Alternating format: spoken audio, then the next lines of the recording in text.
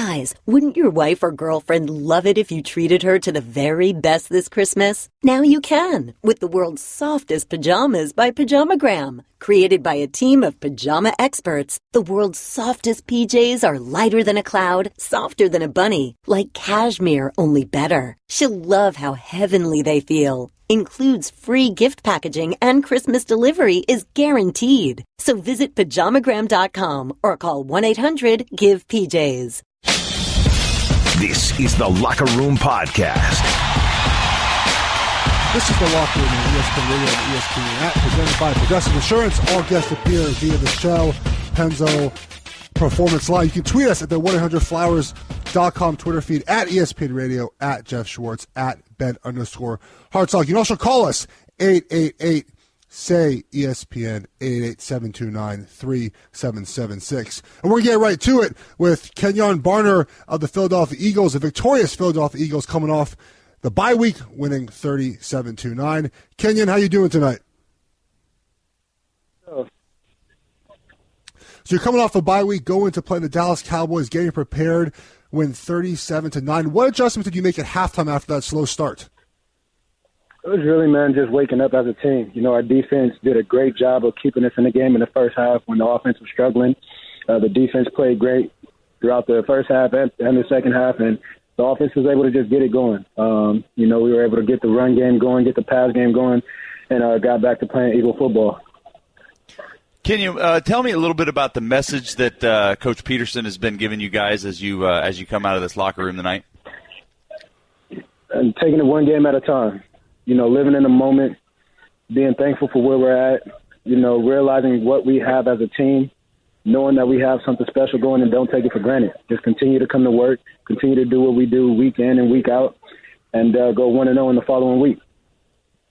Before we get you out of here, I'm an offensive lineman. I got to ask you about the Eagles' offensive line. You obviously lost Jaden Peters. Vaitai is filled in well. You guys are balling right now. How fun is it to run up front with those big fellas in front of you? Yeah, well, you have them big dudes displacing guys, how they're moving them, you know, in double teams, and how Lane Johnson and Big V, Wiz, and, you know, all those guys are working together, changing the line of scrimmage. You can't help but love that as a running back. Anytime your offensive line can create an entirely new line of scrimmage, you got to love that. You got to love. They're making your night a lot easier. I'm going to ask one more question before you get out of here. Sorry. What do you guys see on film that led you to believe that trap, a lot of these tackle power plays would hit so successfully against the Cowboys? That's just something that we run on a weekly basis. You know, that's always in the game plan, and we always feel that we can run those plays. You know, it's nothing. You know, we feel like we can run the ball on any team that we come against. We have that much faith in our offensive line, and the guys have, the coaching staff and everyone has that much belief in our running back room. So, man, it's just something that plays that we work on day in and day out, and they work tonight. Well, thank you for joining us tonight. Get back to Philly safe, and lastly, go Ducks. I'm a former Duck, so go Ducks. Ducks. Yeah, you just became my favorite person tonight. There you go. Ducks are bowl eligible, so I love it. Take care. Bowl eligible. Take care. All right, man. You guys have a good one. Yes, sir. You too. I have to throw that in there, Ben. I'm sorry. We're not Ohio State, okay? What a low standard. We're going to a bowl. So that was Kenjon Barner. I am Geoff Schwartz, 8-year NFL offensive lineman. I was drafted by the Panthers. That's where Ben and I played together. I played on the Vikings, the Chiefs, who, oh boy, we'll get into that today. The Giants as well had a big victory. Ben, 10-year NFL offensive lineman. You can find us at Geoff Schwartz on Twitter, Geoff with a G, at Ben_Hartsock I'm still laughing about that, on Twitter as well. Ben went to Ohio State, so they win a little bit more than Oregon does. I'm just glad we got it. Look, we were 4-8 last year. We're 6-5 now. We got a bowl. We got to be happy about that a little bit. Yeah, it's what do? You just find brightness in that dark, dreary existence you guys live up there in the Pacific Northwest. Oh God, I can't even contain my laughter there. All right, so we just talked to Kenjon Barner, Philadelphia Eagles. Start slowing Dallas after the bye. It's 9-7 at halftime. Come out, score 30 unanswered points in the second half. Really take it to the Cowboys. They ran the ball really well. Wentz was efficient, but didn't put up big numbers. They relied on the ground game. The Cowboys protected without Tyron Smith a little bit better at left tackle, but still had some issues, got a strip sack, scored a touchdown later. The Eagles are really rolling right now. And Ben, as you watch that game, I can't help but think really two things. One, the Eagles are the favorite in the NFC, and the Cowboys, they're not making the playoffs. Yeah, it seems like this. The Eagles are a little bit of a new storyline, but the Cowboys just can't seem.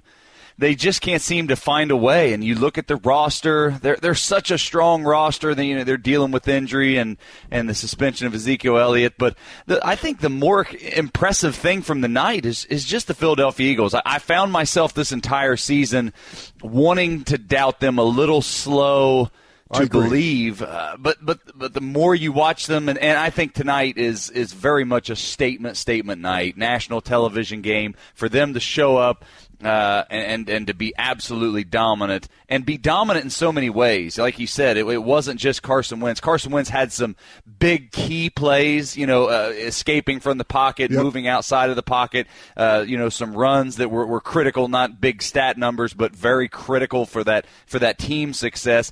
And then, the offensive line, I underestimated that offensive line. They showed a stat tonight of where those offensive linemen ranked according to the Pro Football Focus numbers. That's a stud offensive line, and those running backs are just enjoying that. And you just look at this roster. I think you look at the running back position is a very good example of how deep this Eagles team is. I mean, at the running back position, they traded for Jay Ajayi, and he's been great just a welcome addition. But they're going with LeGarrette Blount. Then they've got Corey Clement, who's been a great addition this year, and then you've got Kenjon Barner, who we just got off the phone with. He's basically just a return specialist. He's the fourth team guy in this roster. Well, Kenjon Barner was a draft pick in this league and has a decent resume as a running back within this league. So I think it's just a real credit to that team, to that front office, that they've built a team that's good right now, but I think they've got potential to be good for a long time. A lot of praise for the Eagles, and very deserving so, but the Cowboys, without Tyron Smith, without Zeke Elliott, they've only scored 16 points the last 2 weeks on offense, and you got to think that is there some doubt about Dak Prescott being able to lead this team without some of his weapons there? Well, this is really the first true adversity that's fully fallen on his shoulders. I think that the argument is very strong that Dak Prescott very much benefited from the franchise that he was drafted by. Oh, of course. He's got Zeke Elliott, came out just like gangbusters. That offensive line is like the second coming of the Great Wall of Dallas. Their defense has kind of resurged, but now with these injuries and the suspension, now it kind of falls on your quarterback that has really been more of a role player. Now they're dependent on him to make those big plays, and tonight I think we saw with interceptions and just kind of some sloppy play out of him. I'm not ready to condemn him yet, but I think it is a little bit unnerving if you're Jerry Jones or Jason Garrett in that office. It's the Amazon Black Friday Deals Week. Get free shipping on millions of items with eligible orders over $25 now through November 24th. Coming up next, the Cowboys aren't the only team on a downward spiral. We'll talk with Chiefs reporter Adam Teicher next here on The Locker Room on ESPN Radio and the ESPN app. This is The Locker Room on ESPN Radio and the ESPN app. This is The Locker Room on ESPN Radio and the ESPN app. ESPN Radio is presented by Progressive Insurance, creators of the Name Your Price tool. Choose from a range of coverage options and pick the price that works for you. You heard Bob Papa exclaiming there as the Giants kicked home a overtime field goal to beat the Chiefs in an ugly, ugly game, 12-9. Kind of an embarrassing, it was an embarrassing loss for the Chiefs, unacceptable. And here to talk about it, we have on NFL Nation reporter for ESPN, covers the Chiefs, Adam Teicher. Adam, after playing poorly for the first month, what's the problem with this Chiefs offense? Well, there's a lot of stuff going on. I think Alex Smith probably had his worst game of the season. I'm not putting this loss on him on him alone by any means, but I do think he played. He certainly didn't meet the standards that he set early in the season. There were some throws that he probably would have made, I think, early in the season. He just didn't have today. So, that's one thing. I think teams are a little bit on to what the Chiefs are doing. They like to throw that shovel pass to Travis Kelce out of a certain formation with Tyreek Hill in the backfield. And, certainly looked like the Giants knew what was coming when the Chiefs tried it again today, and they intercepted a pass, set up their only touchdown, the only touchdown of the game. So there's that. I think they're just not running the ball as we know as well as they did earlier. I think they, maybe not so much today, but I think in other times they've tended to give up on the run a little too soon when they didn't, weren't out of the game. Certainly the run was still something that the opponent had to respect. So I think you add it all up, and it's one big slump for the Chiefs on offense. Adam, do you think that this team is rattled at this point? It seems like this has happened the past several years with the Chiefs. They kind of come out hot. Everybody gets excited about them. And do you sense this is more of a self-fulfilling prophecy, or is it just the team's on a skid? What's your sense? Is the team rattled? Yeah, I don't know if rattled's the right word, but maybe wondering what's going on. I think that's a better way to put it. There's just a lot of wondering what's going on and how this could be after the way the season started. You guys are former football players. You know that you take nothing for granted, and you know that each week can be its own challenge. But at the same time, the way the Chiefs had a rolling early in the year and to where they are now, how far they've fallen, is a dramatic drop-off. So you have to – it's just human nature to wonder how this could be. So until the Chiefs have a bounce-back game, if indeed they do at some point, I think there will be some guys wondering what's going on here. So after the Chiefs' struggles, of course, a lot of people want Pat Mahomes to take over for Alex Smith. I am not in that camp. Pat Mahomes can start next year and let Alex finish out the season. Please let the people know why Alex Smith is not going to be benched. Yeah, I don't see that happening this year. I can't see anything other than an injury that would make the Chiefs lead the Chiefs to make a change. This wasn't Alex Smith's best game by far. It probably was his worst game of the season. Right. But you don't make that move after one game. He's done enough, particularly in his 4.5 years as the Chiefs starting quarterback, and particularly this year. He deserves to play his way through whatever's going on right now. So.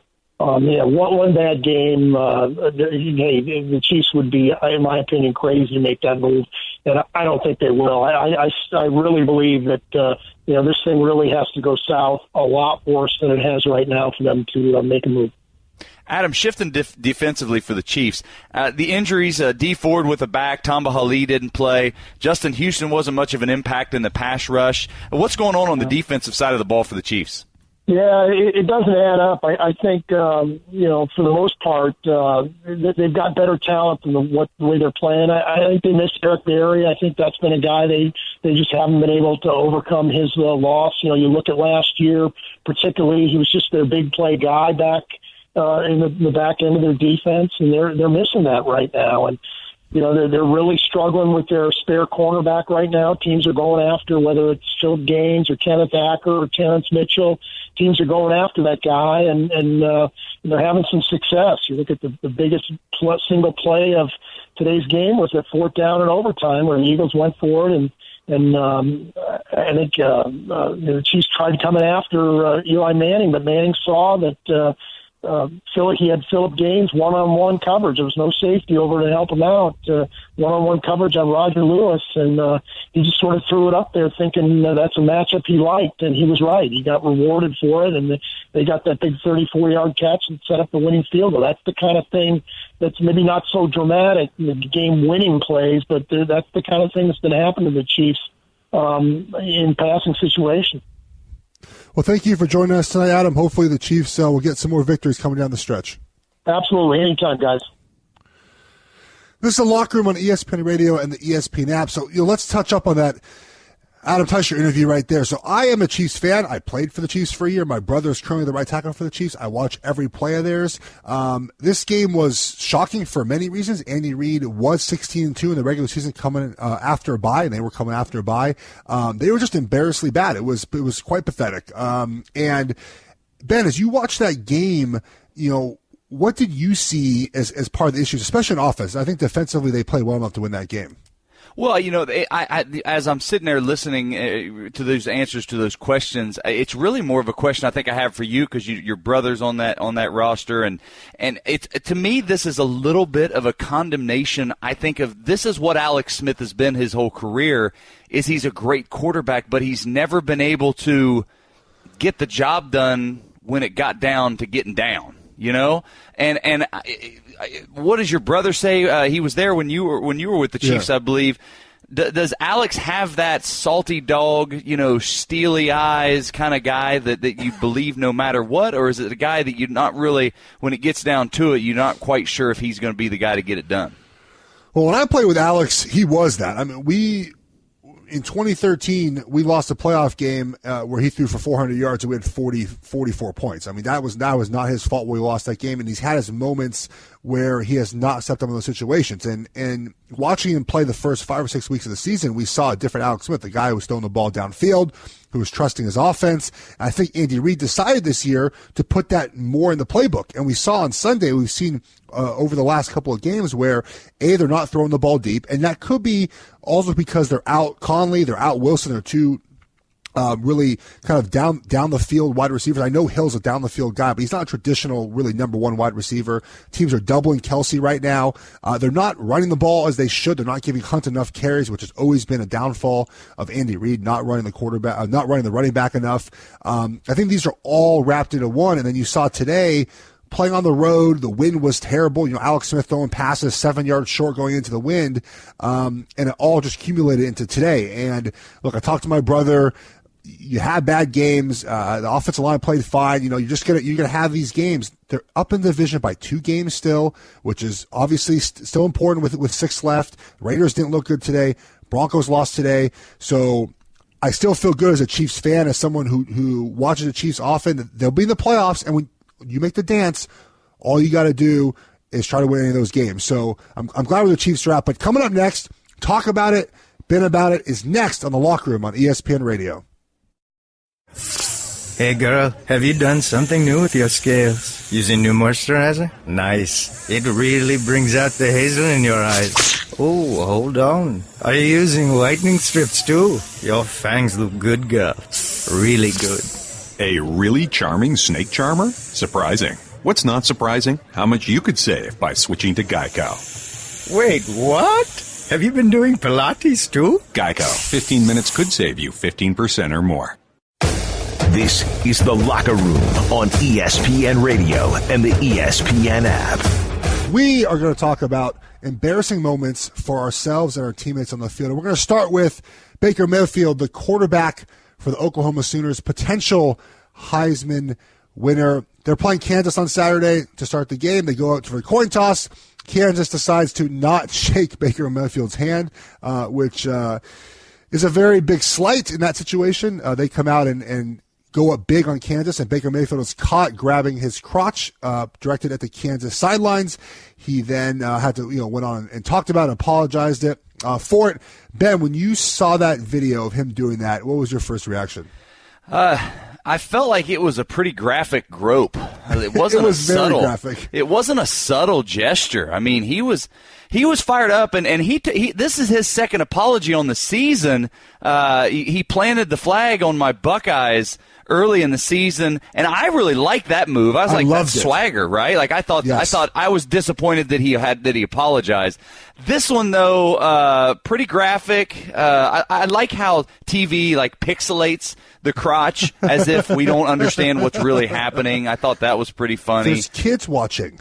Yeah, there are kids watching. But this is a great example of a guy that is – people are going to love it or hate it. Like, I'm reading Twitter, and Twitter guys are like, you want these kind of guys on your team. These are Jim McMahon-style players. The counterpoint of that is you want your quarterback to not having to be issuing apologies after games on a regular basis. So it's a polarizing type of take on a guy like this. Well, he should not have apologized for the flag plant in the when you beat your Buckeyes. However, this I think deserved an apology. And here's Baker Mayfield, Oklahoma quarterback, talking about his crotch grab. Think about the kids that are watching. It's not something I want to do. And so to the parents out there, I'm sorry. It's not the anything that you want your kids to watch or to have a role model. So I really do apologize from the bottom of my heart. And that's, on top of everything else, it's not to take away from a good team win. So, I've always been a team guy, so actions like that don't reflect on how I feel about the team. So I'm sorry for a lot of things to the Sooner fans that didn't lead us by example the right way. So I apologize not just to the Kansas people, but also our Sooner fans that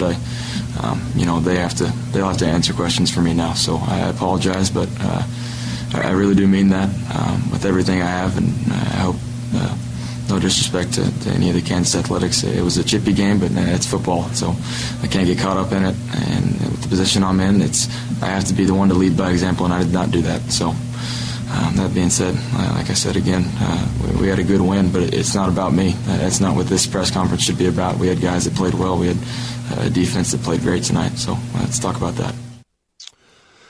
So for me, I don't think this should affect his Heisman hopefuls, but I do think if you look toward the NFL, these are things that NFL scouts are going to look at, because as a franchise quarterback, you have to act differently than any other position on the field.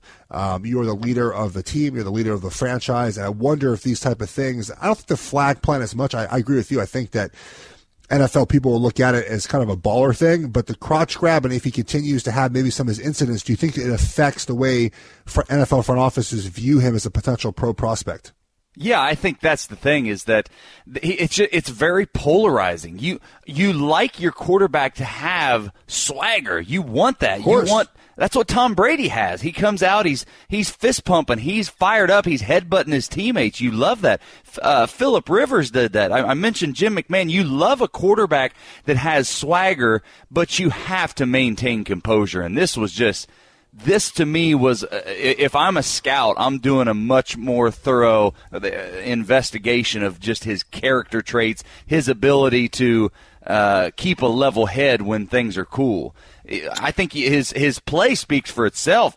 I think he plays a little bit better when he's angry like that. You like guys like that, but you don't want somebody that's erratic. You need a level head as a franchise quarterback, and I think this is a ding on his draft credibility right now.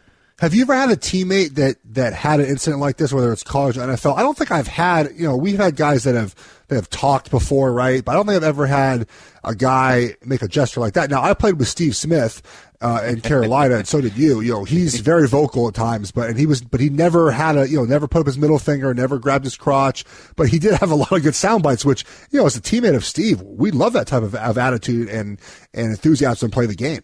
Yeah, a guy like Steve, his greatest asset is also his greatest liability. What made him be able to play like he's 6'8", even though he's under 6 feet, was the fact that he played with such a chip on his shoulder, and so it's a dangerous combination.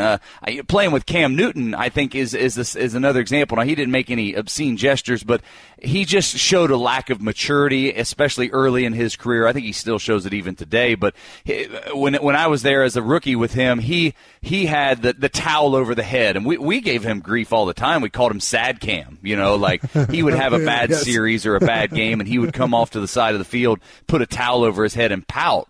And again, you're the franchise quarterback. You're the face of this team.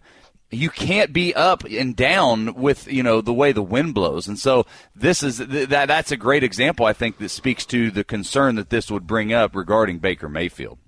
Well, another embarrassing moment today happened in NFL. Bengals corner Dre Kirkpatrick intercepts the ball. He runs it back 101 yards and does not score a touchdown. Here is what that play sounded like. Osweiler in the gun, takes the snap, heavy pressure, throws end zone, intercepted in the end zone. Dre Kirkpatrick at the 20, 30-yard line, cuts to the middle of the field. Kirkpatrick at the 40 to the 30-yard line. Will he be caught at the 20? He fumbles the ball inside the 5-yard line. And let's see what the call is here.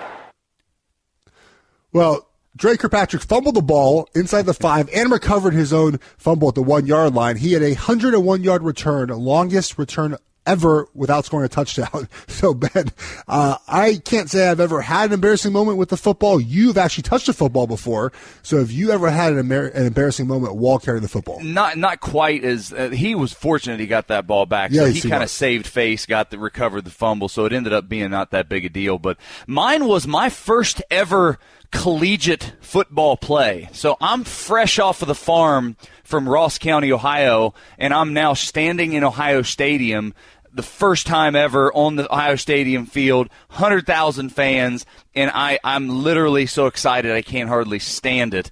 And I'm the on the kickoff return team. I'm not deep, but I'm the kind of the wedge when they used to have the wedge. And the team that we were playing decided they had seen the angle of the sun, and they did a sky kick straight to me, kind of one of those short sky kicks. Yes. And in that moment, my life flashed before my eyes because I look up and I'm blinded by the sun. It's my first ever play as an Ohio State collegiate athlete, and I can't even see the ball. And I'm standing there burning my retinas, and the ball simply falls down, hits the ground 2 yards beside me. Thankfully, it went out of bounds. But I remember thinking in that moment, I'm never going to play for the Ohio State football team again in that moment. And it ended up working. It wasn't the way you want your first ever collegiate football play to go. I remember going out and then meeting my family after the game, and my dad looks at me and goes, "What were you thinking?" It's one of those kind of moments. So that was about as worse as it happened for me. So my first ever played organized tackle football, I don't remember much of it because I think I blanked it out, but I was on JV football team my freshman year. I didn't show up to training camp in the summer. I didn't know that training camp existed. I didn't play tackle football as a kid, and I showed up to the first day of high school, and the JV football coach was my math teacher and saw me and said, "Hey, look, you want to play football? You're large." I said, "Sure." So I decided to go out and play football. I knew nothing. Didn't know what I was doing, didn't know any of that, but I played baseball, I played basketball, so I was fairly athletic, and because I played baseball, they decided they wanted to have me attempt a pass at some point. So eventually, as the season went on, we put in a play where I was the fullback, and they would hand me the ball, and I'd throw the ball. But it wasn't like a pitch. It was like a straight handoff, and I remember I would take a step forward, kind of like I was running the ball, and then kind of veer to my right a little bit and chuck the ball. So all I remember is getting the handoff and then getting hit by like 4 people. Like, I don't remember if I actually moved at all. I don't remember if I saw my open receiver. I don't remember anything whatsoever. I've completely blacked out that entire moment. Never got the ball the rest of my career in high school. Never played fullback again. Like, that year was a complete wash. They never played me again. I just don't know why. I remember details from practice in college. I don't remember anything from this play whatsoever. Time's supposed to slow down in that moment. It's like being in a car accident. Everything slows down like Matrix style, but for you, it just went into a blackout mode. Well, we've covered this before on this show, not with you as our host, and so I can send you the video. But I have a 3-yard carry in college. I got a pitch from Dennis Dixon, so I know what it feels like to run the football, and it's everything's slow. I remember the guy in front of me, his eyes, Garen Strong, number 21, his eyes are like wide open, staring at me like, why is this big hoss running with the football? So I've had it before. I will send you the video. I'll tweet out again. That's one of my favorite things to do. I'll tweet the video out. You can see it. 3-yard carry against USC, third leading rusher in 2007. We beat USC, third leading rusher. Take a lot of pride in that. Well, this is brought to you by Pennzoil Synthetics, taking synthetic motor oil performance to a whole new level. Make the switch to Pennzoil Synthetics today. Coming up next, Larry Fitzgerald sets another milestone. Where does he rank among the all-time great wide receivers? Ben and I will discuss next on The Locker Room on ESPN Radio and the ESPN app. This is The Locker Room on ESPN Radio and the ESPN app. This is The Locker Room on ESPN Radio and the ESPN app. It's time for Straight Talk, brought to you by Straight Talk Wireless. Best phones, best networks, no contracts. Larry Fitzgerald, 9 catches, 91-yard performance against the Texans today. Allowed him to pass tight end Tony Gonzalez for 5th place on the all-time receiving list. Fitz now has 15,157 yards. We're going to talk about where he ranks an all-time wide receiver grades. But we want to hear from you as well, so please give us a call. What you think about Larry Fitzgerald, where he ranks? 888-SAY-ESPN, 888-729-3776. So, Ben, right now, Larry Fitzgerald is 5th all-time in receiving yards. He's got Isaac Bruce next that he can catch really soon at 15. 208, then Randy Moss, then Terrell Owens he could probably catch very soon, and Jerry Rice, 7,000 yards away, 7,800 yards away, not catching him. When you see Fitzgerald, the first thing I think about is ultimate professional. He just goes about his business. He's had many losing seasons. He's had some good seasons, but he's just so consistent, so professional, and I think that's the lasting memory all have of Larry Fitzgerald. Well, I think that Larry Fitzgerald is a guy that I don't know that he gets as much praise as he deserves. He does not. He doesn't.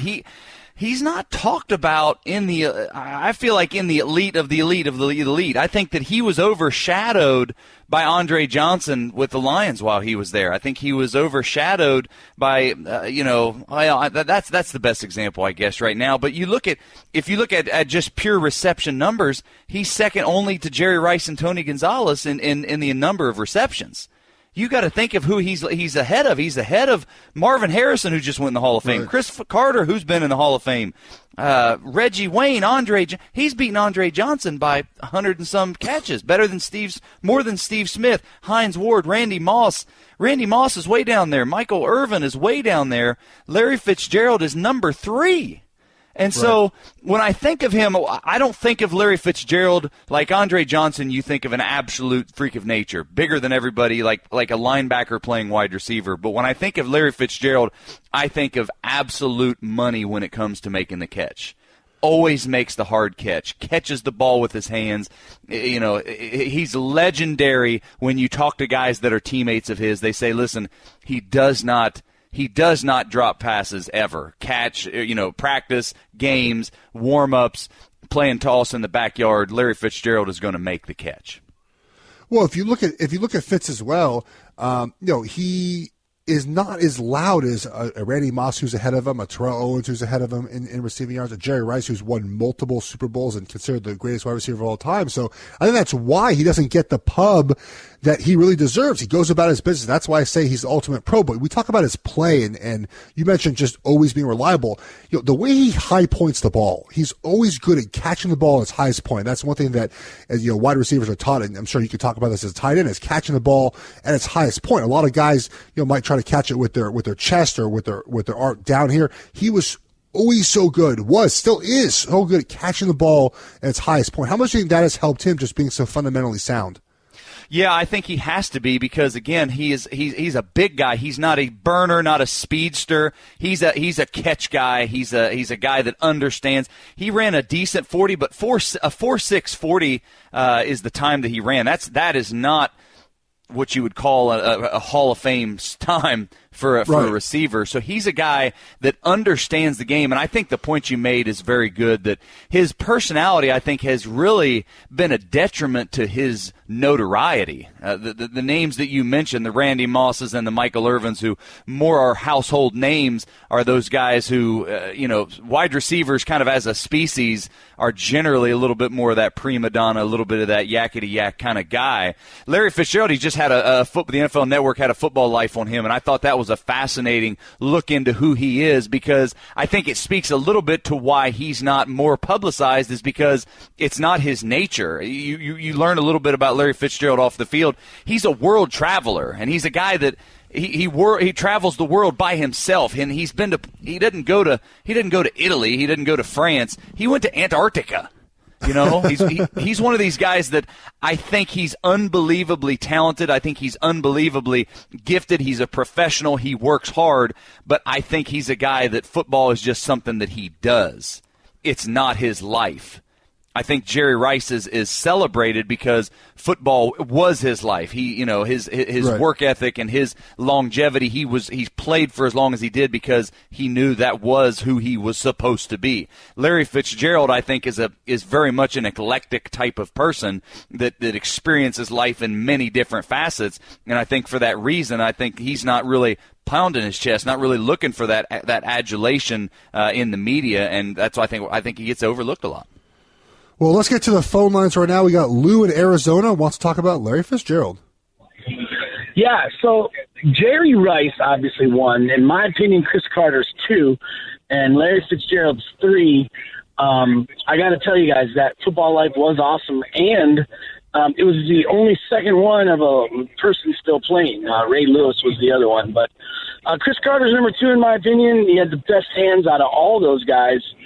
But Jerry scored a touchdown in the Super Bowl for the Raiders at 43. I'll take your comments off air. No, I mean Jerry did it for a long time. I mean that's obviously why he's one of the best, or is the best wide receiver to do it forever. And I do hope that either Fitz can find a way to win in Arizona, which might be tough, or maybe he does the veteran thing and finds a really good team and plays a couple more seasons and get the chance to win a Super Bowl. Yeah, I think Larry, if you went out on the street and we asked this question to name your top 5 receivers, I don't think Larry Fitzgerald gets brought up. I think it's easy to talk about him right now because he made a milestone type of thing, but I think that he's just a guy that is going to be kind of cursed. I think Marvin Harrison's the same kind of way. Marvin Harrison, a Hall of Famer. I was a teammate of Marvin Harrison with the Indianapolis Colts, and Marvin didn't talk, period. Larry Fitzgerald was just into different stuff. No, Marvin wanted to go to his bar in Philly and just disappear. And I think that's what he went to do. But Marvin Harrison quietly caught 1,100 balls during his NFL career. But he's a guy that outside of Indianapolis, I don't know that a lot of people talk about him because he's one of those guys that wasn't a media guy, wasn't looking for attention, just quietly went about his business. This has been Straight Talk Wireless, nationwide coverage on America's largest and most dependable 4G LTE networks. Coming up next, 6 teams will tell you if they're contender or pretender. Next is the Locker Room on ESPN Radio and the ESPN app. This is the Locker Room on ESPN Radio and the ESPN app. I am Geoff Schwartz, 8-year NFL offensive lineman. You can find me at Geoff Schwartz on Twitter, along with my buddy Ben Hartsock, 10-year NFL tight end. This time of the year, pretender, contender time. I think Ben and I, we agree after the completion of almost week 11 now that we have 2 contenders in the AFC for the Super Bowl. The Pittsburgh Steelers are 8-2. The New England Patriots are 8-2. In the NFC, we have 3. The Eagles coming off big win against the Cowboys tonight, 9-1. Vikings demolishing the Rams. They're 8-2. The Saints squeaking by the Redskins late. They are 8-2 as well. And now we get to talk about teams that are the contenders, are they pretenders, and we'll start off in the NFC West. The Los Angeles Rams. All right, Ben, I'll let you lead this one off. Contender or pretender? Well, you have to look at this through different metrics. Are they a contender or pretender? It's a very broad stroke thing we have to do. So I think I'm going to couch or preface all of it with this is all barring injury. We're looking at it as where they are right now. So many things can happen between now and the end of the season. But with the Rams, my metric right now that I'm looking at is coach and quarterback. And McVay has been tremendous, I think, in changing the culture in a short amount of time. But he's unproven. He's just unproven. He's his first year as a head coach, young 30s guy. While handsome as all get out, I'm not yet convinced the Rams are ready to take that step. And 2, the thing with Jared Goff, it's funny how certain things will stick with you forever. I'm never going to get over Jared Goff not knowing where the sun rose and set. I'm never going to get over that. And so for that reason, and the fact that he's blonde-haired surfer boy, I'm going to struggle to get behind Jared Goff.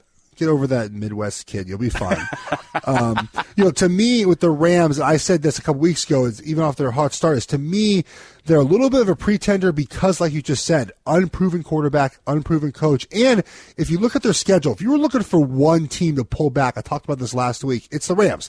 At Minnesota, did not look very well. The offensive line, which had been fantastic, got pressured a bunch. Goff didn't play very well, right? The defense wears down at times. Now they have the Saints. They have them at home, though. Go to Arizona. That's not going to be an easy out. Eagles at home, so playing a lot of these games at home, that'll be tough.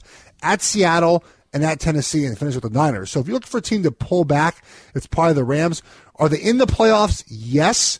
But are they a serious contender to make the Super Bowl? I think we're talking about just making the Super Bowl, not winning the Super Bowl in this segment. Just making the Super Bowl. I would say no, but great story. First year of Sean McVay. I'm with you. I consider them more of a pretender. Staying now in the NFC West, The Seattle Seahawks. All right, Seattle Seahawks, obviously, they are so beat up right now. They're out. Richard Sherman, Cam Chancellor, they got so beat up in that Thursday night game. However, they're still sitting there. They're 6-3. To me, they're a contender because of Russell Wilson. He is criminally underrated at what he does for that team. As long as Russell Wilson is standing upright and healthy, they will be a contender for me. Yeah, and I agree for the same reason. I think that tomorrow is going to be a big, just like tonight was a huge statement game for the Philadelphia Eagles by winning handily against the Dallas Cowboys. If the Seattle Seahawks come out tomorrow, down Richard Sherman, down Cam Chancellor, down Cliff Averill, and still can handle the Falcons, I'm trying to will the Falcons into being as good as they should be. But if Seattle can manage a win tomorrow night, I'm calling them a strong contender because, again, it's the coach. I think that Pete Carroll is proven as a head coach in this league down the stretch. And Russell Wilson, not just about him being upright, he has been able to overcome the shortcoming of that offensive line. He has been able to stay healthy, and his athleticism it's proven itself valuable in production, but it's proven itself. I don't think people talk about how invaluable it is that it's been able to just keep him healthy. You're listening to The Locker Room. You know it's always in season, surprising a friend or loved one with a bouquet from 1-800-Flowers.com. 1-800-Flowers has amazing offers on bouquets starting at just $29.99. Go to 1-800-Flowers.com/ESPN. Staying in the NFC, going to NFC South with our next contender or pretender. The Carolina Panthers. We are both ex-Carolina Panthers, so I'll let you take this one first, buddy. Well, I'm going to stick with my metrics, and I'm going to go based on quarterback and coach. And Ron Rivera is a Super Bowl winning coach, but where I think Ron Rivera falls short is I don't know that he has the charisma. And he's still unproven. He's lost the Super Bowl, but there's an element of charisma that a head coach needs. When you think of Mike Tomlin, you think of swagger and what he brings as a coach. When you think of Bill Belichick, you think of Darth Vader and what he is. These coaches that are able to have their team as contenders year after year after year have a personality, have a persona, and I don't still really quite get what Ron Rivera is. He's, Riverboat Ron was something that was getting kind of coined on as I was leaving the Panthers. So I question that, so I'm calling them a pretender, and on top of that, having been a teammate of Cam Newton's, I think his immaturity is still going to continue to be the Achilles heel of his career. I might take the easy way out here. I'm going to split this in half. The Panthers' defense, 100% contenders. The Panthers' offense, with Cam Newton, I don't trust him. I think he's too inconsistent. He's too up and down. We're seeing him play a little bit better lately with his shoulder getting more healthy. But last game was the first game they had consistently run the ball with their running backs. To me, designing an offense around a quarterback who's got injured lately, and the offense is Cam Newton running the football. Now Samuel's out and injured, who they relied on after they traded away KB. So to me, I just don't trust that offense, especially if they have to go on the road in a playoff game or go through the road of the playoffs on the road to get to Super Bowl. So to me, that defense, contender, offense, pretender. Last team in the NFC North. Here we go. The Detroit Lions. So I'm an ex-Lion for training camp. I like the Lions more than most. They went to Chicago today. It was ugly at times. The Lions tend to win a lot of these ugly games, but coming down the stretch, they only have one game left currently with the team with the winning record. That's Thursday. They play the Vikings at home for Thanksgiving in the early game at 12 o'clock. 12:30. Then they go to the Falcons. They play the Panthers. They have a 3-game stretch where, they have one game left against the Vikings with a winning record. To me, they're a team that I could really see taking this easy schedule to heart and winning a lot of football games and sneaking into that wild card spot. Well, I think that I heard a stat today about the Detroit Lions. It has been 61 games since the Lions have produced a 100-yard running back. 61 games now, there has not been a running back for the Detroit Lions that has had 100 yards rushing. And they're not going to be a contender until they solve that problem. As good as Matthew Stafford is, as impressive as he has done to try to carry that team, you simply can't win in this league with that kind of statistic. Turning to the AFC and starting in the AFC South. The Jacksonville Jaguars. All right, Ben, you start us off. Well, I'm struggling with this one because, again, I'm following my metric here of coach and quarterback, and I don't think again, Doug Marrone, I don't think he's a proven product. He's been a head coach a couple times but hasn't had much success. Blake Bortles is a big question mark. He threw 51 passes last week, got more in line this week. But where I have to kind of eat my words a little bit is that defense is built for the long haul, and they are nasty. I mean, averaging, I think they're only letting opponents score something like 7 points a game over the past several weeks. So they, I'm sticking to what my principles and my metrics. I'm calling them a pretender, but I'm kind of buffering it a little bit by that defense. To me, they're a pretender.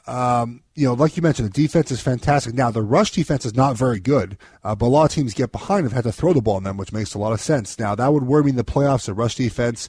And to me, it comes down to Bortles, man. Are you going to tell me that in the AFC, if you end up with Big Ben, Tom Brady, Alex Smith, Mariota, and let's say Joe Flacco, which is currently the way the standings are right now, I don't trust Blake Bortles to be any of those guys. And look, Alex Smith is not the best quarterback. Joe Flacco's certainly not the best quarterback. So to me, it comes down to trusting Blake Bortles to win a playoff game. That is why they are a pretender to me. Now, moving along, last team out of the AFC West, a team who just had an embarrassing loss today. The Kansas City Chiefs. So I guess for family reasons, they are a contender. It's my brother. My brother, for those who don't know, my brother is the right tackle for the Chiefs. No bias whatsoever. No bias whatsoever. Look, I think that they have a lot of flaws. The rush defense has still had issues. Derek Johnson now, middle linebacker, love the guy. He's getting old. No Eric Berry. They have not been able to muster up a pass rush. The play calling lately, not running the ball enough. Alex Smith looks like he's reverted back to Alex Smith we've seen in 15 and 16. There's not a lot to be optimistic about. However, if they can somehow get the magic back in the first 5 weeks, look out. And that's all really I'm saying is why is they're a contender. Because they've shown this year they can play at that high level. If they can do that or find that magic again, then they have a chance to be a legit contender. If not, they'll be one and done in the playoffs again. Yeah, I think they're the beneficiary of being in a terrible division right now. They've lost 4 out of 5 games the past 5 weeks, but they're still 2 games ahead in their division, and so they're going to get it. They're going to get into the playoffs, and we talked about this off air. Once you get in the playoffs, all bets are off because you get hot at the right time, and you can win a Super Bowl that way. The Giants have done that a couple times, so I'm calling them a contender at this point. Coming up next, we'll take your calls on your team is a contender or pretender. 888-SAY-ESPN, 888-729-3776. Plus, is there a quarterback conundrum in Minnesota? Find out next in the Locker Room on ESPN Radio. This is The Locker Room on ESPN Radio and the ESPN app. This is The Locker Room on ESPN Radio and the ESPN app. Give us a call at 888-SAY-ESPN, 888-729-3776. We ask for your contenders and pretenders. Let's start with Jake in Orlando. What do you like, Jake? Hi, guys. How you doing tonight? Good. Great.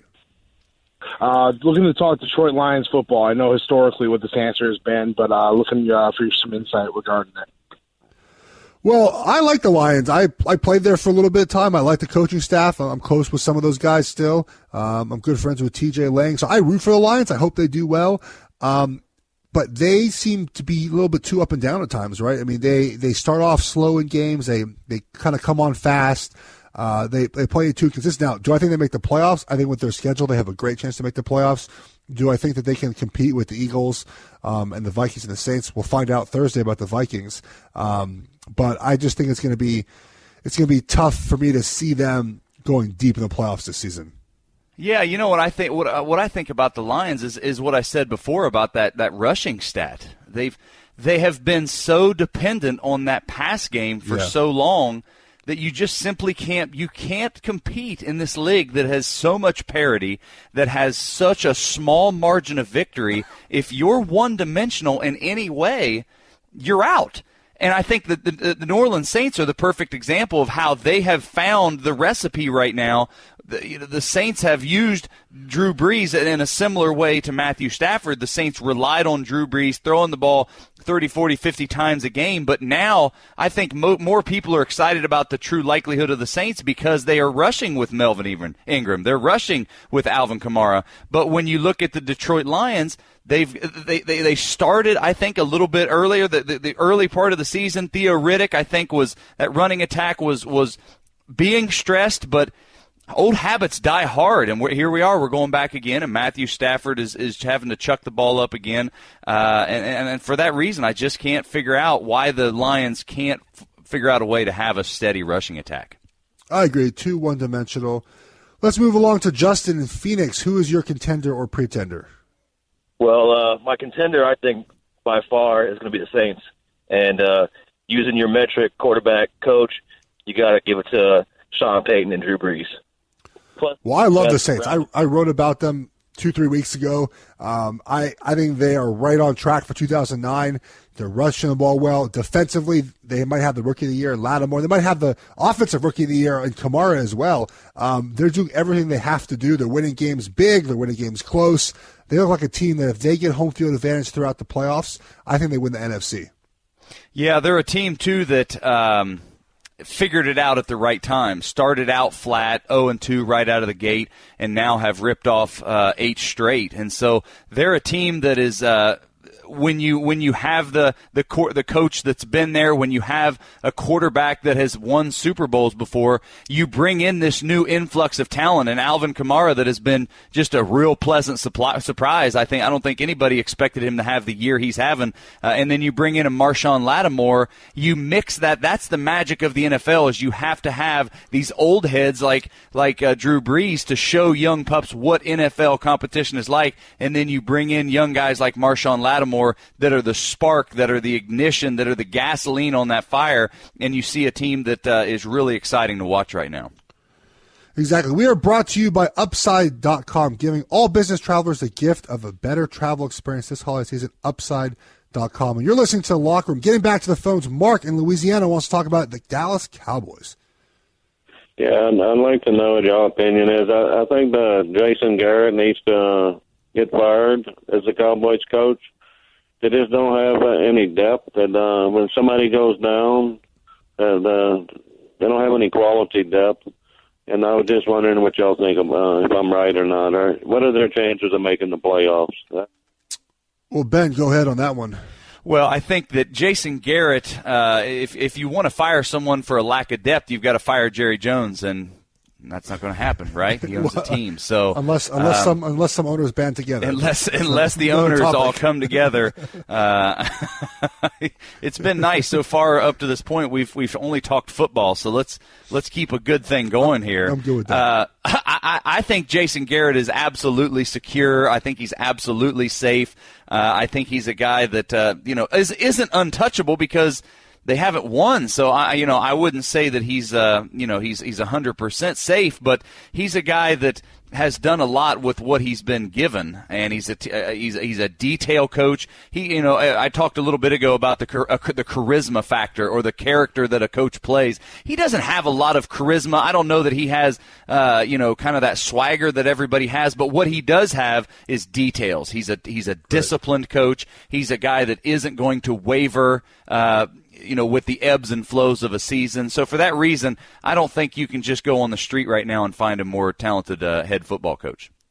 You also don't replace an all-pro left tackle and all-pro running back. But coming up next, so Buffalo, how'd that quarterback experiment go? We'll ask Mike Rodak, who covers the Bills for ESPN next. It's The Locker Room on ESPN Radio. This is The Locker Room on ESPN Radio and the ESPN app. The Bills started Nathan Peterman. It did not go very well. Now we are joined by ESPN NFL reporter covering the Buffalo Bills, Mike Rodak. What did Tyrod Taylor do to the staff to get benched and then not get his spot back after Peterman's performance? Yeah, I mean, the Bills are looking at the entire offense and how it runs under Rick Dennison, the offensive coordinator, and they weren't moving the ball for the first 9 games of the year. I know that they had Tyrod Taylor had some decent stats against the Falcons, against the Broncos. His quarterback ratings are up over 100, I believe, in 4 of his starts. But just overall, they felt like the defense was under too much stress because of the low time of possession for the offense. So it's third worst in the league entering this weekend. And they thought that they needed a quarterback who could drop back, 3 and 5 step drops, get the ball out quickly, and get some rhythm for an offense where they thought under Tyrod Taylor there's too much improv, too much running around back there behind the line. So that was sort of the reasoning making the move. Obviously, that didn't really pan out because Nathan Peterman dropped back 3 and 5 steps and just uncorked the ball and threw 5 picks today. So that was clearly not the only issue going on with this offense. And in fact, Nathan Peterman probably made it worse. So why would they not go back to Tyrod Taylor? I think the biggest reason would be that he's not their future, and they don't see him as being their franchise quarterback, so they still want to evaluate what they have on their roster, which is Peterman, and then decide going from there how they're going to approach the 2018 draft, where, as we all know, there's some big-time quarterbacks available. So it's not in their long-term interest to keep sticking with Tyrod Taylor, even though it's clearly in their short-term interest in terms of trying to make the playoffs this year to stick with them. Mike, take a second and tell us a little bit about kind of the demeanor of Nathan Peterman. I mean, we all saw what he did on the field today, but what's he like in that locker room? Do you think he has the respect of the players, both before this meltdown and after? Kind of just talk about the demeanor of Nathan Peterman. Yeah, he definitely has the respect of Sean McDermott. I mean, that's obviously clear given the decision, but McDermott likes to talk about how he's married. He's only 22, 23 years old, and he's married and has a strong support system is a term that McDermott uses. I don't think that necessarily means that Sean doesn't like, Tyrod Taylor because he's not married, but I think there's a level of maturity that the coaching staff sees in Peterman, also with his day-to-day preparation is something that always comes up. So there's definitely a respect level there with the coaching staff. As far as the other players, there was definitely questions in that room.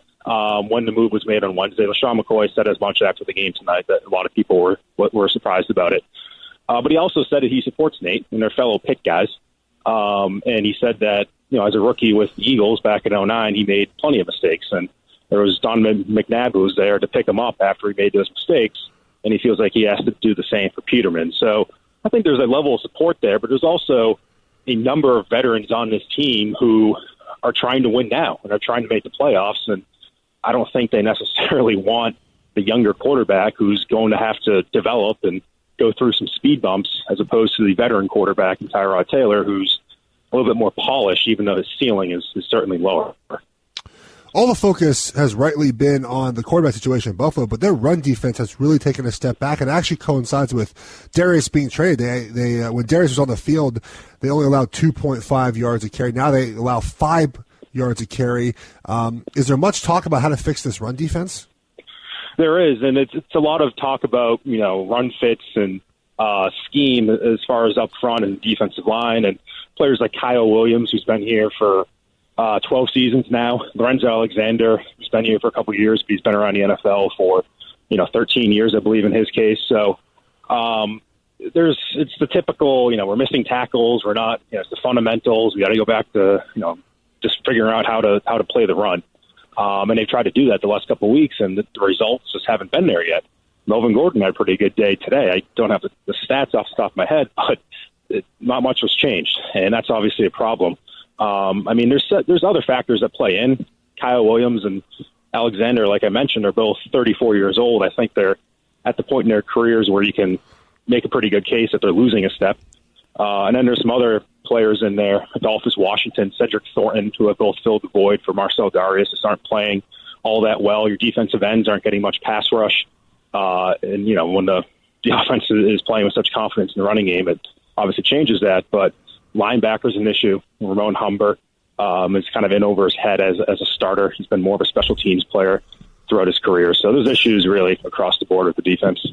Sean McDermott's a new head coach, seems to have the respect of his team, but how do you see him navigating this? This obviously was a bit of a misstep from him kind of going with his gut with Peterman, but how do you see him moving forward? Do you get a sense for the message that he's given to his team moving ahead?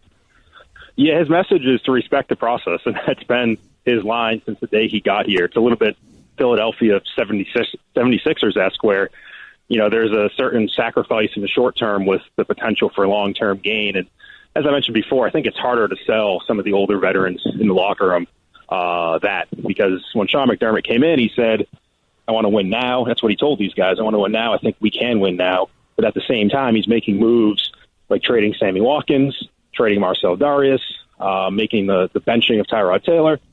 For Peterman, those are moves really designed for 2018, 2019, when some of these guys might not be here. So that's kind of where he is right now. He's stuck in the middle between trying to win now and trying to win later, and I don't think that he's found a good balance yet. Thank you, Mike, for joining us tonight, and hopefully the Bills can get some victories coming down the road here. Yeah, we'll have to see. Thank you for having me on. This is the Locker Room on ESPN Radio, and wow, so much to follow up there real quick. So I think this is the dilemma the Bills are really in is, do you play for the future now and Tyrod Taylor and the playoffs now, or do you build for the future next year without Tyrod Taylor? The staff, clearly the new staff, Sean McDermott and Brandon Beane as general manager, do not like Tyrod Taylor moving forward. That's acceptable. That happens. But to me, some of these reasons why they're not playing Tyrod Taylor make no sense to me. That Nathan Peterman is married. I mean, like that I never heard anything come out of Buffalo where Tyrod Taylor is not mature enough. And I don't think that marriage signifies maturity all the time. I mean, when you hear some of these comments, Ben, what do you think about the situation in Buffalo? Well, it's always a delicate balance weighing the future needs of the team versus the present. And I think the argument the New York Giants were making of maybe sitting down Eli to see what Davis Webb, his backup, can do because they have to figure out what's going on in the future. Well, the Giants are terrible this year, so it's a no-brainer. But the Bills are still very much in the hunt. Even after this loss, they're still very much in the wild card chase. And so if I'm a veteran player, if I'm Kyle Williams, I'm hot. I'm just absolutely furious over this deal. I understand as a team there's a shelf life to every player, but the Bills were a very sexy pick early in this season, leading up to this season as being a real contender. And I still think they're one of those teams that if you get in, again, you get into the playoffs, all bets are off. You don't know what's going to happen. They've got a strong defense. They've got a strong offensive line, a great running back in LaShawn McCoy. Yeah, Tyrod Taylor isn't, he's not a long-term solution, but you might win some games with this guy. So I was really shocked by this move. Yeah, and to me, it's about why Peterman now. So for people that don't know, during the regular season, when you practice, the one quarterback, the one offense takes 98% of the reps. There's very limited reps during the season. They like to keep bodies fresh. It makes sense. So the ones take all the reps. They're expected to play. The backups do not take many reps at all. Maybe a backup quarterback takes 4 or 6 reps a day, maybe they run an extra 2-minute drill with the ones, but typically they're on cards. They're practicing the scout team thing. So for the Bills to decide Peterman is ready now to play when they really haven't evaluated him for 10 weeks just doesn't make sense to me. It's not sound, especially when you can have a chance to win this season.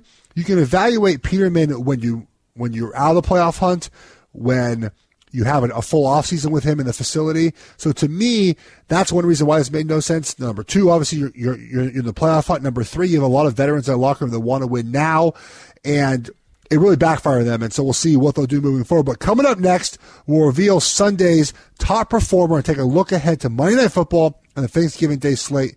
You're listening to The Locker Room on ESPN Radio and the ESPN app. This is The Locker Room on ESPN Radio and the ESPN app. Your top performer of Sunday, Keenan Allen, 12 receptions, 159 yards, and 2 touchdowns for the San Diego Chargers in a rout of the Bills, scored 54 points. This is The Locker Room on ESPN Radio and the ESPN app. It's the Amazon Black Friday Deals Week. Get free shipping on millions of items with eligible orders over $25 now through November 24th. So, Ben, I don't agree with that exactly. I know. Thank you for voting. There are over 700 votes on the at ESPN Radio Twitter feed. But to me, what Adam Thielen is doing for the Vikings is pretty remarkable. He's allowing Case Keenum to push the ball downfield. Now, a lot of it's run after catch today. Had another big catch for the now 8-2 Vikings. And to me, that performance today was a top performance. Well, I think it's a little bit of a body of work thing too. I think Thielen, his numbers, I mean, he's second only to Antonio Brown right now for total receiving yards for the NFL. I mean, this guy last year just kind of came out of nowhere. Stephon Diggs was the star on the rise in Minnesota. He goes down with a groin injury last year, and Thielen kind of just fills the void, and it's like, wow, this guy kind of coming out of Minnesota Mankato, and now he's the second leading receiver in the NFL. Yeah. So I think that's the reason. But I think it's hard to discount a 12-reception, 160-yard game from Keenan Allen. I don't want to take anything. I think people were too busy being baffled by the Peterman start and all his interceptions. I think that's why we're overlooking the Keenan Allen performance. To notice the performance of the. I mean, 54 points is a lot, and I think that game as I was watching that Bills game, I mean, I was just shocked at the amount of points that kept being put up by the Chargers, even when they got up big. And this is something that happens in the NFL, right? You get up big and you just kind of coast because you don't need to do more than you have to at times. When you're up 33-0, 36-0, at times teams coast, and the Chargers did not do that. They kept coming in the second half, and they're a team that we talk about contenders and pretenders. They're kind of sneaky. They're sort of maybe there in the AFC. The AFC West is kind of down. They're 4-6. The last game they're at Dallas on Thanksgiving. They had the middle game, 4:30 p.m. Browns, Redskins, at Chiefs, at Jets, against Raiders. Yeah, they finished 9-7. Yeah, the Chargers defense has been they woke up. I think they were kind of asleep early in the season, but now Joey Bosa is just wrecking people left and right. Another Buckeye. I mean, not surprised.